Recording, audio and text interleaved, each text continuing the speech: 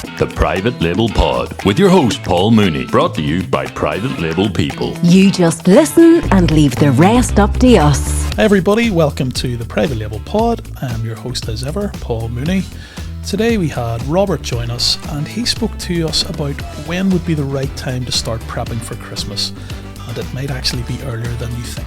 Get involved, have your say, ask us a question or leave us a voice message by heading on over to privatelabelpeople.com/podcast. Hey Robert, how you feeling? Doing well, dude. What about you? I'm good. I went to the gym this morning. I was determined I was going and I feel better for it. You know, you don't really want to go. But some people do.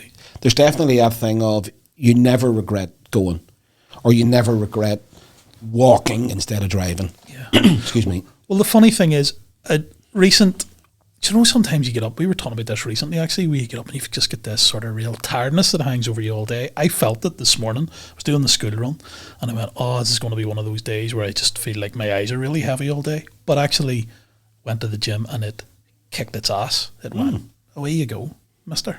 That's interesting, because I had exactly that same feeling on Monday and today as well. I think it's just been a period of time, a number of months of, mentally,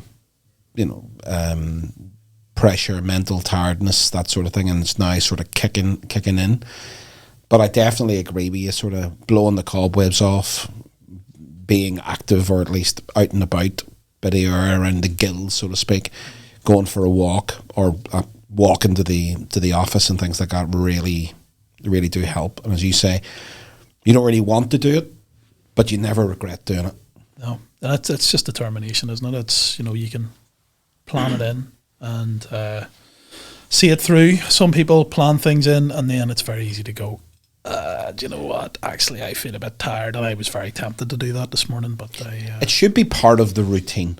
It's like you don't have to plan to brush your teeth. It just happens. Hopefully not. Right? Well, any logical, normal person, right? You don't have to plan to take a shower. It's like, it just happens, right? And some people will brush their teeth before they have a shower. Some people, like me, brush their teeth after they have a shower. Some people brush their teeth in the shower. Some people too. And that's very economical. It really is. Especially if you use shampoo to brush your teeth. Timote around the old pegs. You're blowing bubbles.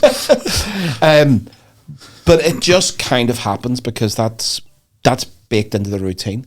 Same thing comes around like dinner time. You don't have to plan to make dinner. Now you gotta plan to get the ingredients, and you kind of have to plan what you know that you're going to cook that evening. That's where the trouble comes in, but not the actual bit where that's where you're going to eat. So I think the same thing kind of applies here into business, or what you were talking about. It's like the gym or the walk should just happen. Yeah. And the more and more that we can get that to be the case, then it just happens. Yeah. And therefore it's just like you don't have to plan to drive the car. Yeah. You're doing that in the morning. Yeah. It's about analysing what you're getting out of it, isn't it? It's sort of, so if it's a chore, then it feels a lot less worthwhile and a lot less exciting. But if you then look at that, so why do you go to the gym? Well, suppose you go to the gym because you want to feel good about yourself and you want to do something that maybe exercises your heart a little bit and keeps you healthy, or you want to look like Arnold Schwarzenegger. But it's the same with business. Why would you go home? Why should you spend time in your business? Well, you go home because you want to spend time in your business because you want to be successful, you want to earn more money, you might want to give up the current job that you're driving home from. So you have to put that effort in because you don't get anywhere without the effort. Yeah, and it shouldn't be, or at least it should stop becoming the chore. Maybe at the start, like you're talking about gym or starting a business, there's a bit of a chore where it's like, I've got to do this. But the end goal of looking like Arnie or whatever that end goal is. I'm there now. Yeah, well, I know. And you'll be back. Oh, yes. But you have to kind of get through that little bit and do a little bit of the grind. We've spoken about the grind before, but then it becomes routine. It becomes part of it. It just becomes like having a shower, brushing your teeth, then you do this, then you drive the kids to school, and it becomes almost in a way, subconscious. It's just what you do. The same thing goes in with business. Is at the start, yes, it needs that little bit more focus. It needs that little bit more planning. It needs a little bit more deliberate actions. But then it becomes second nature. That's what you end up doing over and over again. And weirdly, it's like we're just now in March, just approaching March, just finished Chinese New Year, which is a time where suppliers, production is all not happening. So therefore, it's a great time to kind of be sitting down, doing a bit of review, doing a bit of preview of what's coming up. Take a little bit, allow yourself to breathe, allow the business to breathe, because that part is just not happening. So it allows you to focus more on the other part of it. But now, weirdly, we should actually be planning for Q4. Okay. You know, it's like people talk about Christmas, and then the normal people will say, well, sure, it's not 9 months away, I'm not even thinking about that. It's like, yeah, but you're not a normal person. You're a private label person. You're a private label person. Yeah, there you go. It's like you're a business, right? You've got to be thinking about the business. If you attend Spring Fair, right, which is in Birmingham in the NEC,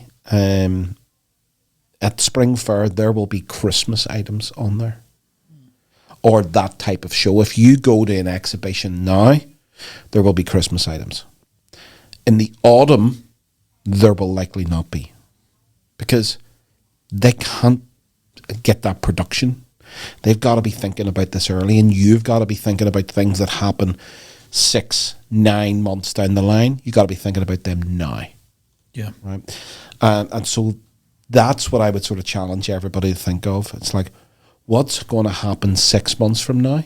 And therefore, what do you want to have achieved inside? If it's 6 months, well, that's 2 12-week years. You've got 2 periods of time to achieve that. If it's 9 months, so towards Christmas, what do you want to have achieved inside the business? And you've got 3 12-week years to do it. So it's kind of like I pose that question of, you click your fingers and this has happened and it's now that time. So if you click your fingers and it is 6 months from now, so it's kind of like around September time, or put a definitive date on it, what has happened, right? Or it's the 25th of December, 2024, click your fingers, what has happened inside your business? If you know that, then you know what you've got to do in order to make that happen. So it's a very, very effective way of creating a goal and then setting the tasks to achieve the goal. It is.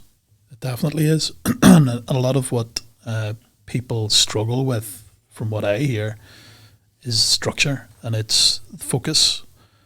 But they lead into one another. If you have the structure, then you will be able to focus. So it's... And actually having that goal in there allows it.